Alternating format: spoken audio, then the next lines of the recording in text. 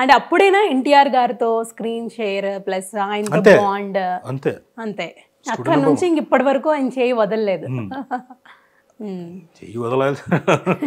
చిన్నపిల్లడే ఏంటి చెయ్యి పట్టుకొని నాన్న తిరగద్దు నాన్న అక్కడ పోద్దు నాన్న అనడానికి. అంటే ఆ టైప్ కాదు నేను, అంటే ఆయనతో ఉన్న బాండ్ ఫ్రెండ్షిప్ అలా కంటిన్యూ చేస్తున్నారు. ఎప్పుడు మధ్యలో డిస్టర్బెన్సెస్ రాలేదు కదా సార్? ఎప్పుడు లేదు. అంటే కంగారులు పడ్డం అయితే ఉంది. ఏదో రాసేస్తున్నప్పుడు ఏంటి ఇది అంటే నువ్వేం కంగారు పడకని చెప్పిన సందర్భాలు ఉన్నాయి తప్ప డిస్టర్బెన్స్లు అయితే రాలే.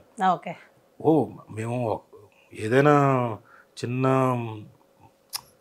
పాయింట్ మీద మాట్లాడుకునేటప్పుడు వాదోపవాదాలు జరిగేవి. తను నెగెట్ చేసేవాడు, నీకేం తెలుసు అది అనేవాడు. నువ్వు అనుకుంటున్నావు సరే నాకేం తెలియదు నేను పోతున్నాను, నేను లేచి వెళ్ళిపోయేవాడిని. ఇలాంటివి జరుగుతాయి కానీ తనకి తెలుసు వీడు ఎక్కడికి పోడు, నేను మళ్ళీ మామూలే. మీరు అన్నారు చూడండి మధ్యలో ఎప్పుడు ఒక్కసారి అయింది, ఒక 45 రోజుల పాటు మాట్లాడుకోలేదు. అది ఒక ఫ్రెండ్ తాలూకు పేరు చెప్పను, ఒక ఫ్రెండ్ తాలూకు పెళ్ళి. తను లవ్ మ్యారేజ్లో ఏదో ఉన్నాడు, లవ్ చేసుకున్నాడు, మ్యారేజ్ చేసుకుంటున్నాను.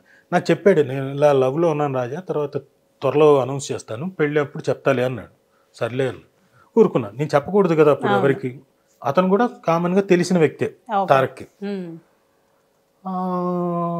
అది ఒకరోజు జెమినీ ఆఫీస్లో ఇంటర్వ్యూ కోసం వచ్చాం. నేను మామూలుగా ఎక్కడో చిన్నోడు షూటింగ్లో ఉంటే తారక్ ఇంటర్వ్యూ తీసుకోవడానికి నన్ను పిలిపించారు.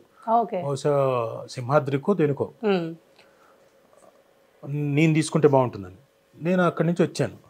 వచ్చినప్పుడు ఆఫీస్ రూమ్లో కూర్చుని జీకే గారు ఉన్నారు. ఇలా తెలియదు సింగమలై మన ఫలానా వాళ్ళది పెళ్ళి, కార్డు ఇంకా ఇవ్వలేదని అంటే అవునా నా వంక చూశాడు. నాకు తెలియదు అన్నాను. తర్వాత మరుసటి రోజు కార్డు ఇవ్వడానికి వచ్చాడు. అక్కడ ఉన్నాను.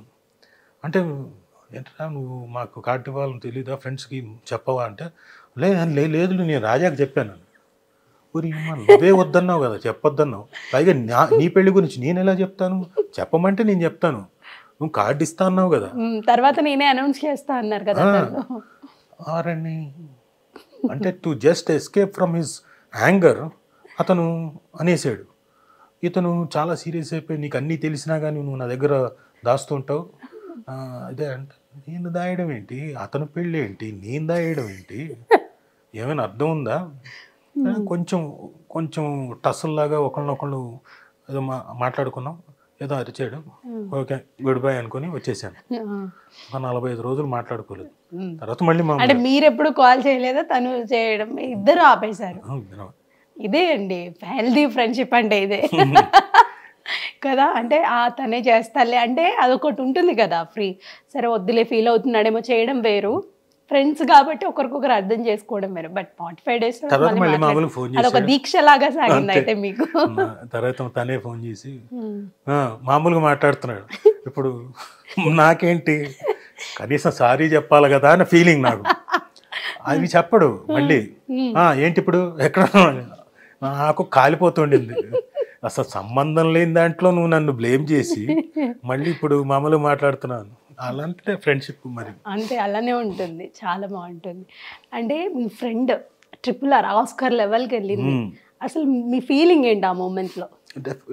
చాలా గొప్ప ఫీలింగ్ అంటే ఇప్పుడు జక్కన కానివ్వండి, తారక్ కానివ్వండి, వీళ్ళు ముందు నుంచి తెలిసిన వ్యక్తులు. ఇప్పుడు అలాగే రామ్ చరణ్ గారు, వీళ్ళు కీరవాణి గారు, మొత్తం టీము ఆస్కార్ లెవెల్కి వెళ్తే ఆనందం ఎలా ఉంటుంది.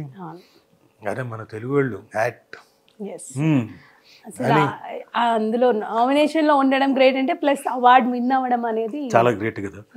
సో చంద్రబోస్ గారు వాళ్ళందరికీ వాళ్ళకి రావడం, పైగా నేను వర్క్ చేసిన వాళ్ళతో క్లోజ్గా ఉన్న వాళ్ళతోటి జక్కన్న ఒక స్టేజ్ నుంచి ఎక్కడ శాంతినివాసం, ఆ తర్వాత ఎక్కడ ప్రపంచంలోకి వెళ్ళిపోయి బాహుబలి, మగధీర, RRR ఇవన్నీ తీసుకెళ్లి ప్రపంచం దీని మీద పెట్టుకుంటూ వెళ్ళాడు. బడ్జెట్లు అసలు ఏంటి, మనం ఒక వైపు అంటే ఒకనొక టైంలో ఇంత బడ్జెట్లు పెట్టచ్చు అన్నది లేదుగా, తెలియదు కదా. బట్ అన్ని సంవత్సరాలు వెయిట్ చేయొచ్చా మూవీ కోసం అన్నది కూడా ఆయనే నిరూపించారు.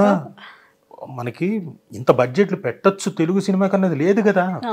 అంత బడ్జెట్లు పెట్టి తీయడం ఏంటి, అది రికవర్ అయ్యేలాగా చూడడం ఏంటి, గొప్ప కదా విషయం.